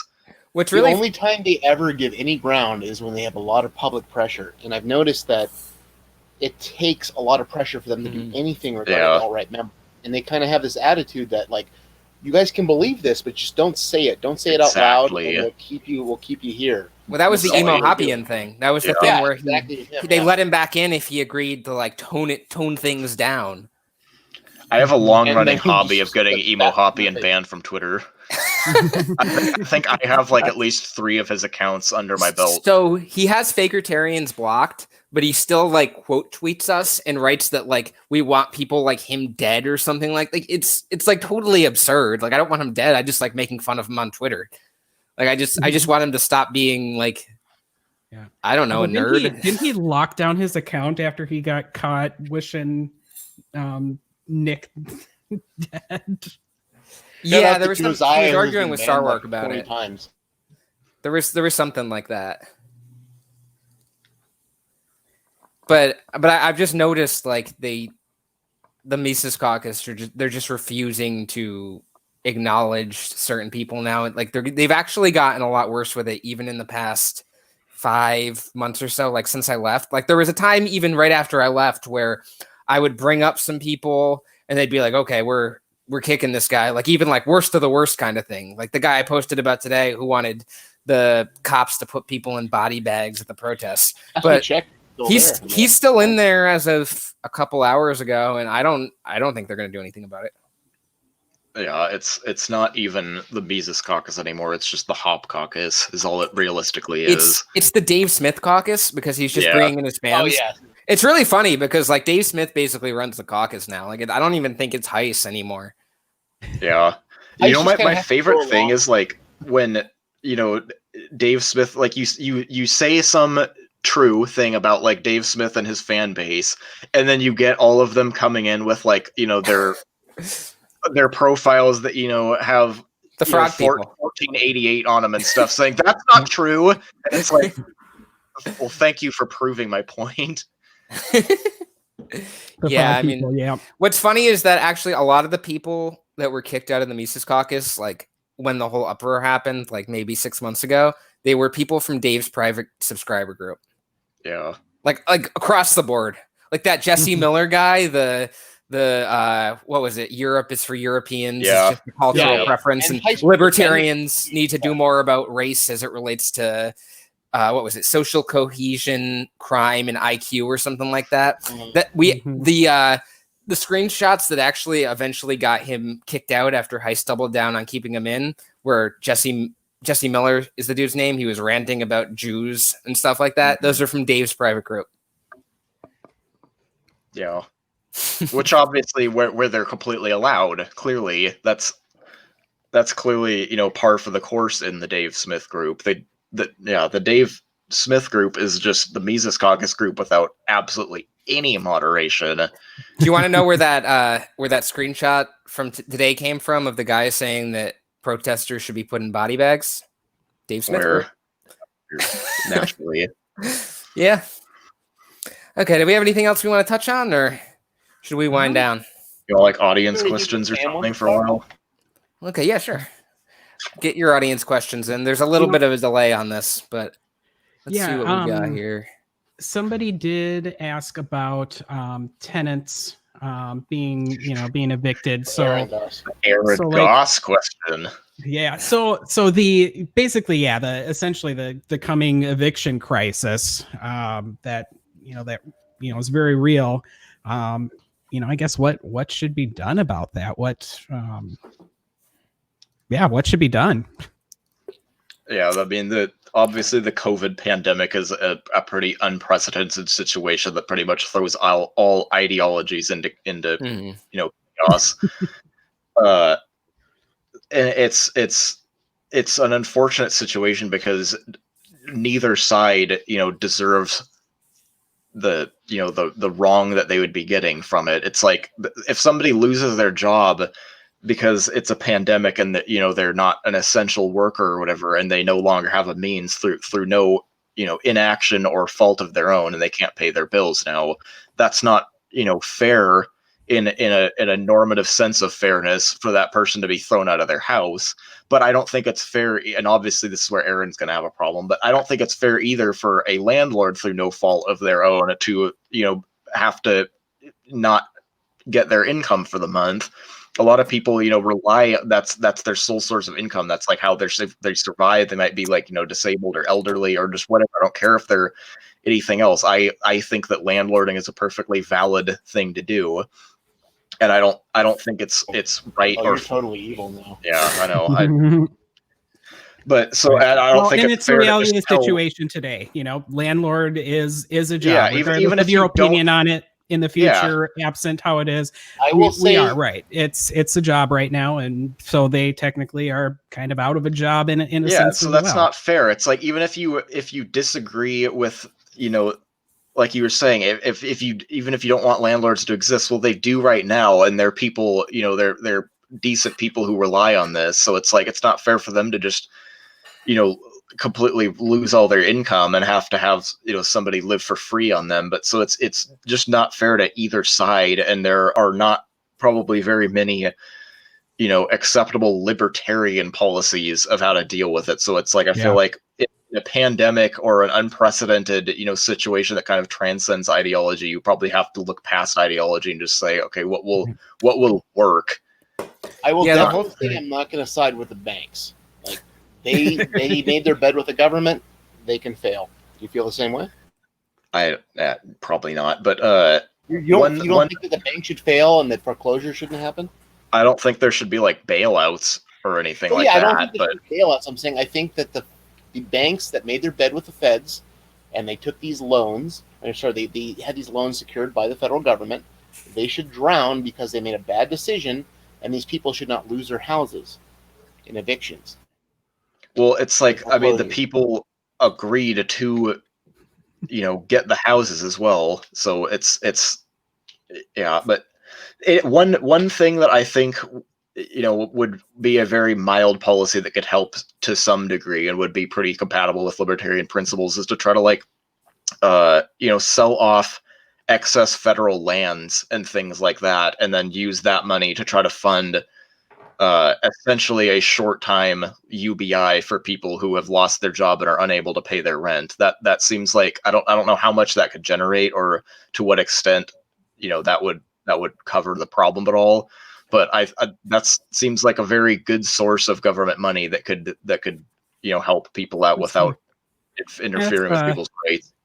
Yeah, that's the I mean, government kind of caused the problem on a lot of levels by, either, forcing lockdowns in the first place, and, the lack of initial response, and yeah, that actually sounds like a good idea. I mean, I believe that's Spike's opinion on reparations too, is how to go about doing that, right? Righting a past government wrong, and I think it's a good idea. Well, on the Trump bucks, how do you feel about the Trump bucks, Sam? The 1,200, then the 600 a month, 600 a week, and then the 300 a week after that. How do you feel? I think it's silly to call it Trump bucks, as if it was just like his, as if it's out of his pocket or something like that. He tried to make it seem that way. Of course he did, because it's like that. What an absolute political slam dunk of just, hey, I'm going to give you money, but it's not something that I oppose or that I support in like a normative sense. But again, it's like when in a situation like this, like ideology kind of goes out the window to a bit, and I can certainly understand why some kind of stimulus was, given. Yeah. It's just. Wait, are you supporting Trump? No, I'm fucking with you, dude. Don't worry about it. Yeah. But yeah, I mean, that's just obviously it's billions and trillions of dollars adding on to the horrific debt that is it's one of the biggest annual expenses of the government. It's debt interest. So it's like any free things that we print up now are just a tax on future generations, and it's pretty awful. Really, it's kind of a taxation without representation thing, because the people who are going to be paying for these policies now that are funded through the debt are people who are infants or not even born yet, but they're going to be some debt for these policies that are being approved now. Yeah, everything's fucked basically. That about sums it up. Isn't that just the absolute slogan of 2020? So I want to go to the question. Oh, okay, yeah, we can do this question first. Sam? Sure. I don't know. Sure. The question, just in case this is on audio for anyone, is Sam, are we still friends? Is it horrifically mean and gross that I'm not positive who that person is? There are so many people online. There are just thousands of people in these groups, and some of them have been around for years. And at best, I usually have like little categories that I have people in, and there are probably less than 20 people that I actually know on a personal basis by name. I'm sorry. Okay, the next question is, can the 4 members on the pod say trans rights? Trans rights. Trans rights. Okay. I think we covered that one. Was that only 3? I don't know. Oh yeah, I was gonna say Jonk's real name for a second, and then I was like, oh. Jonk says J.K. Rowling for life. He's welcome to throw out his real name if he wants to. Oh, sorry. Technically, if John says it, then I said it. But yes, trans rights. There we go. Okay. Yeah. What future projects will we see from Sam Coppinger? And I want to add on to that. Where are you at politically in terms of parties or anything like that, or like things you're supporting, kind of thing? Because I'm kind of curious where you're going to go next. As far as ideology going, I am a libertarian. As far as party, I'm just identifying as an independent now. So that's where that rests, and that's not saying that like I'll never support a libertarian candidate under any circumstances again or anything like that. In the same way that I won't not ever support a Democrat or whatever else. It's just it'll be on a basis of, do I think this is the best candidate for this job, and a calculus like that, not just beforehand as a partisan libertarian. Even if I didn't like a candidate that much, unless they were like absolutely horrible, I would probably vote for them anyway, just for vote totals and ballot access and stuff like that. But I'm not going to have that blind partisan loyalty or sense of obligation to the Libertarian Party anymore. Yeah, but why won't you vote for Jorgensen and Cohen then? Because they're a completely unqualified ticket that I do not think is credible. You agree with them? But it's about if it's about vote totals and ballot access and all that. Like, I'm saying it's not any. That's what I'm saying. It's not anymore. Is what I'm saying. I'm not a partisan libertarian anymore. Okay. I must have misheard. And Yeah, I'm saying I am not that. And previously, when I was Okay. a libertarian member, that was the kind of thought process there. I'm saying I'm not that anymore because I do not think with a capital L, not anymore. No. The next question is, Sam, what hair product do you use? I think it's called Clear Ice. Huh. It comes in a big clear tub with a black lid, and it's very, very cheap, and it's very strong. My hair always feels like plastic. I will confess that I, John Houdan, have been using women's hair products for my entire life, and I hope you guys can accept me for that. Don't put me into this. Well, I'm John Houdan. You're John Hudak. We're the same person. Did you want to tell Sam who you are, or did you not? No, it's Josh, Arizona, isn't it? Oh, fuck you, man. Don't say it. Now they know. Like, of course it is. Every word that you've said this entire podcast has made it clear it was you. And I've never even heard your voice before, and I knew it was you. That person is not an admin. Don't pay attention to what Sam said. Yeah. Okay. This guy hasn't voted in the last 2 or 3 elections, and he's considering it now. I didn't vote in 2016. Weld turned me off too much. Stupid. Well, I didn't vote in 2016. So wait. Weld can't turn me off too much, but Jorgensen and Cohen can for you.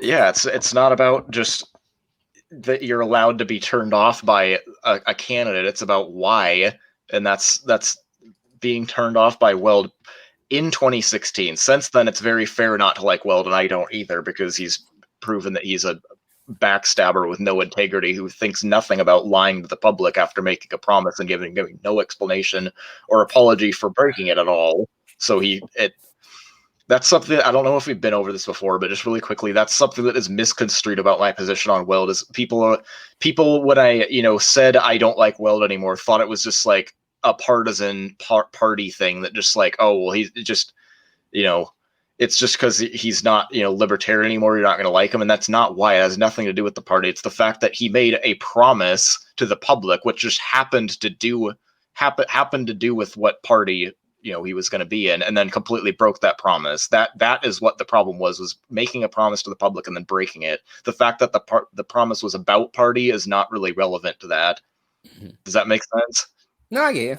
It's like if he's the kind of person or a politician who has no remorse in making a promise to the public and then unceremoniously breaking it with no explanation or apology, that's not the kind of person I want to support for office, because then who knows can anything he says be trusted? If he's perfectly comfortable with lying, then he's a politician.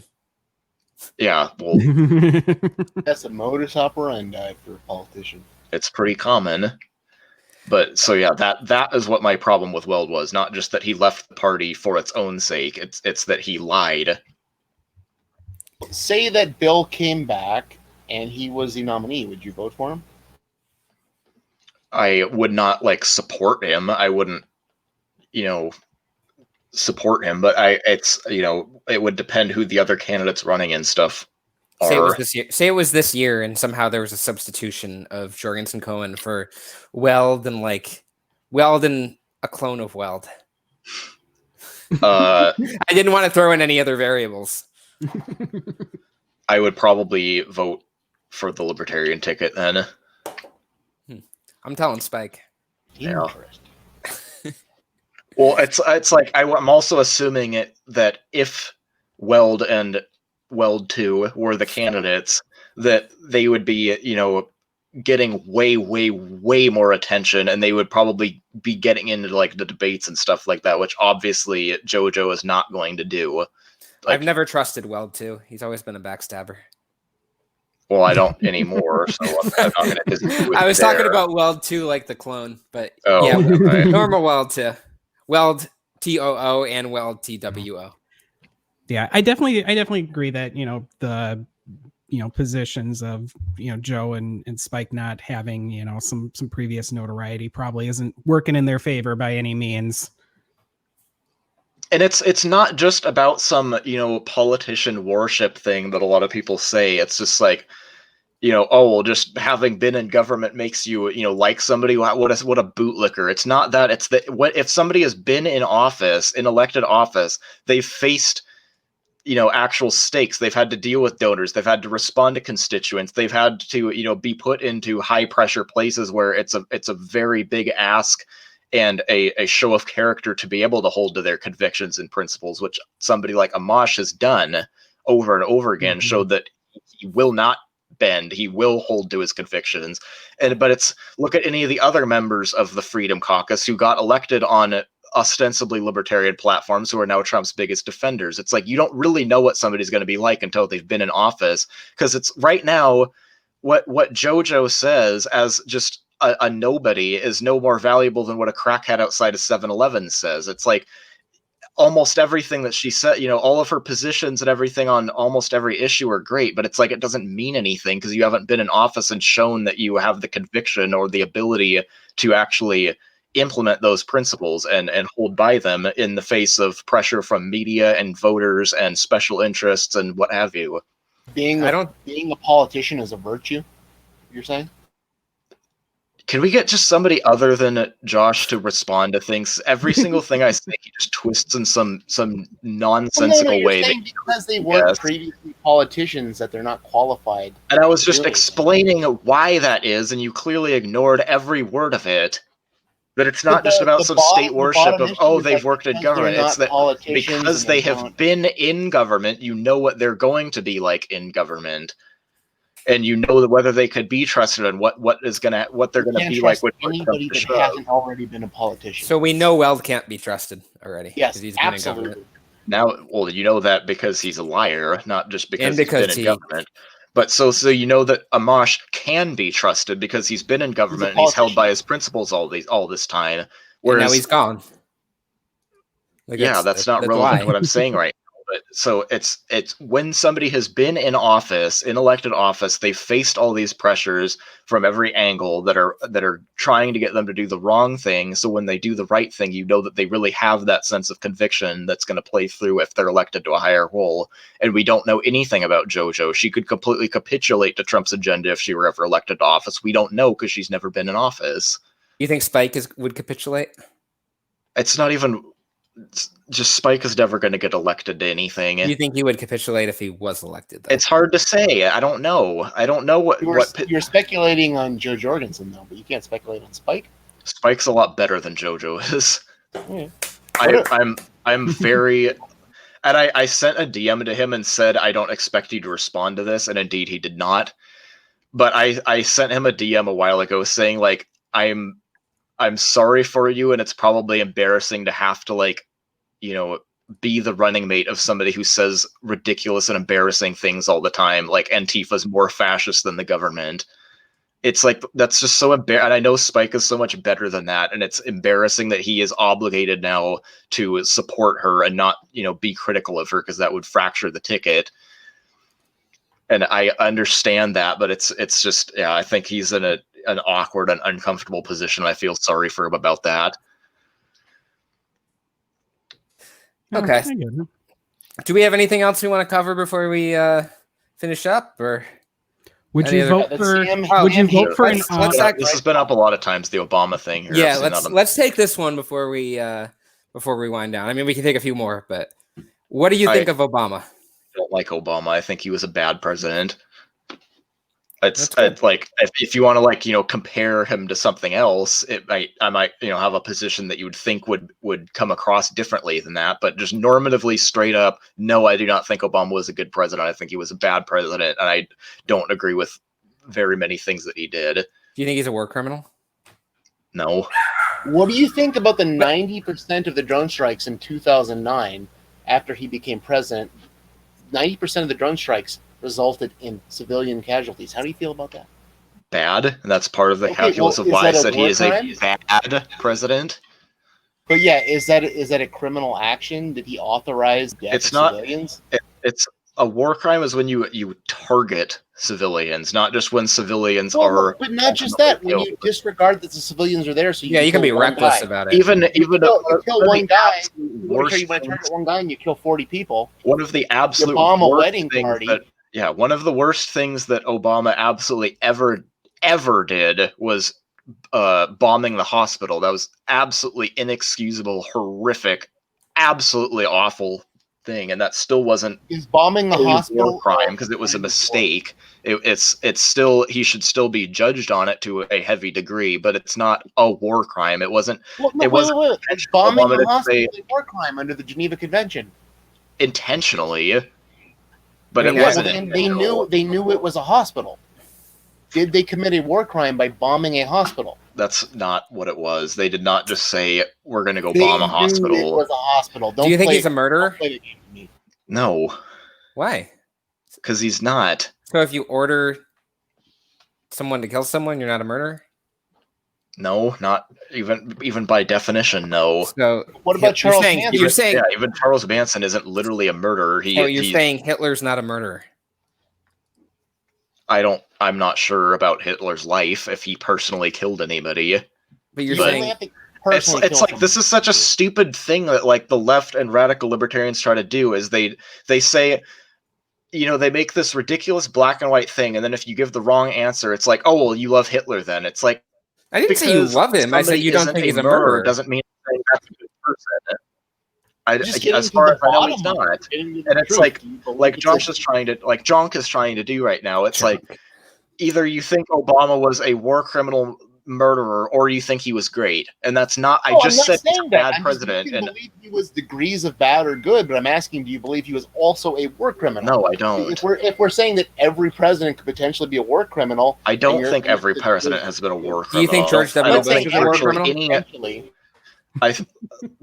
There's a much better case to be made for that. You think he is? For like the Abu Ghraib. Wait, you do think he is? There's a better case to be made for it. Do you think he's a war criminal? I don't know. I'm not like an expert. I would think that you can't. You're not an expert in what's right and wrong. You can't say whether or not bombing a hospital. I don't know all of the facts of these things. You'd have to ask people who are in the intelligence community who knew about the conversations behind these things and who knew about it and at what time and what. Some of them are probably war criminals too. It was a hospital and they bombed it and the president authorized it. Is the president not what it was? That?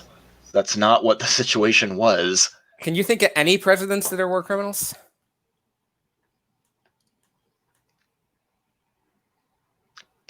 Probably the ones who fought in combat in the 19th century probably were. I'm sure Andrew Jackson probably was, for example.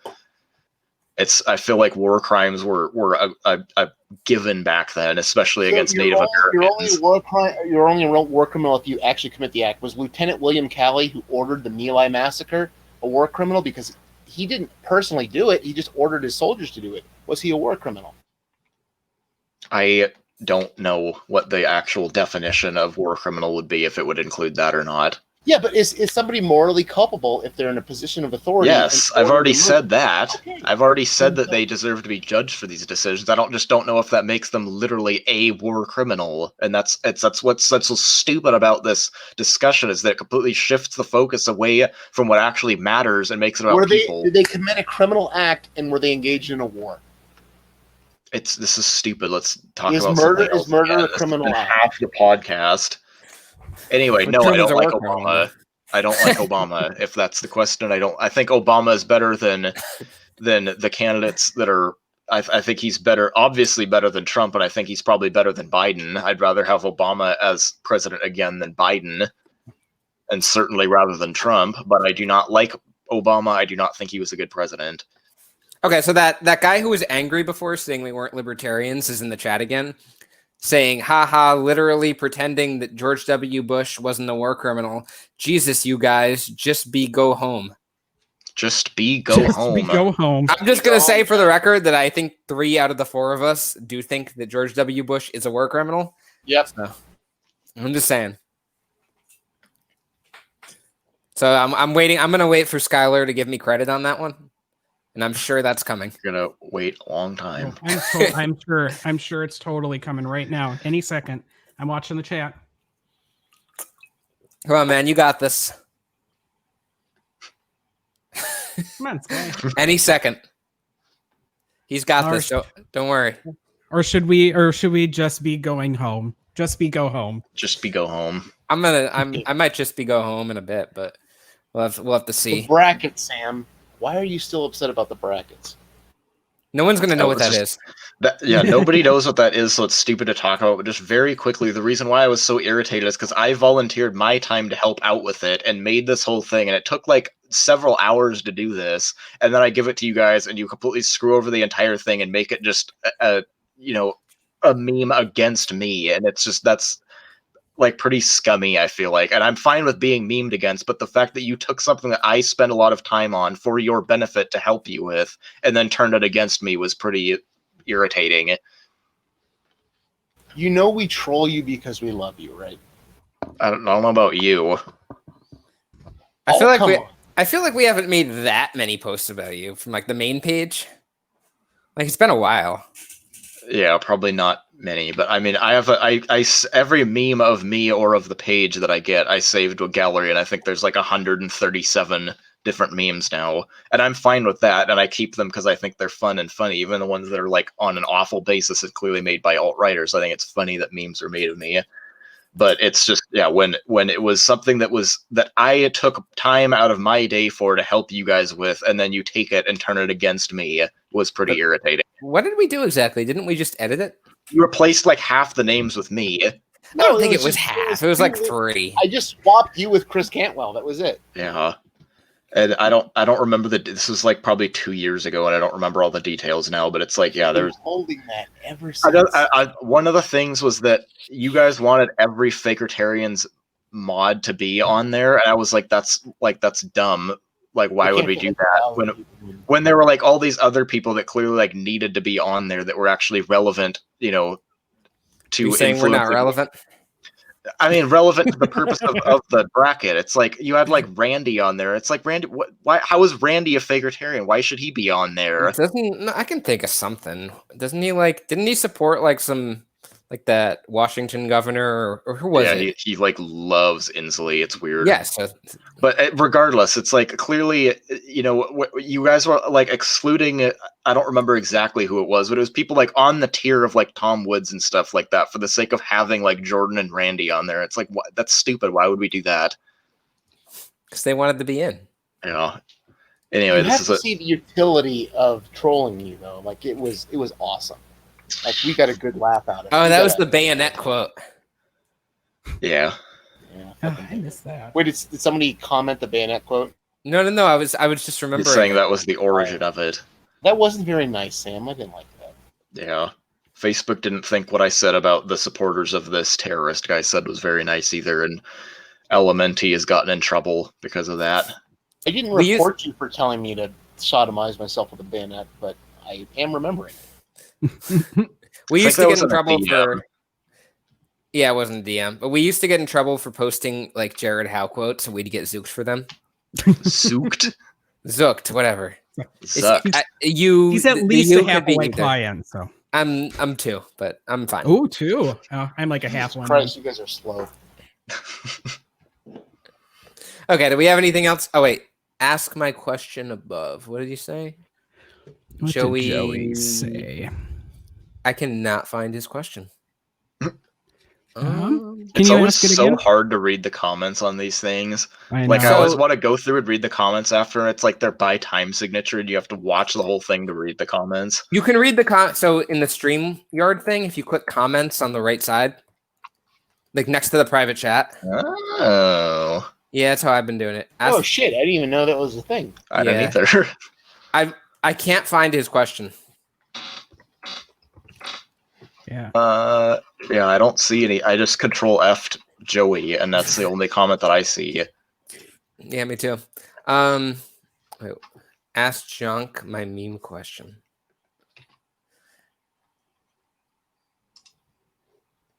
He says, if being a war criminal means committing a crime in a war, does that mean if I jaywalk during a firefight, I get sent to The Hague? Sure. Yeah. Yeah. Totally. Oh, yeah. By any means necessary, like Dave Smith said. By any means necessary. in a body bag. Physically removed.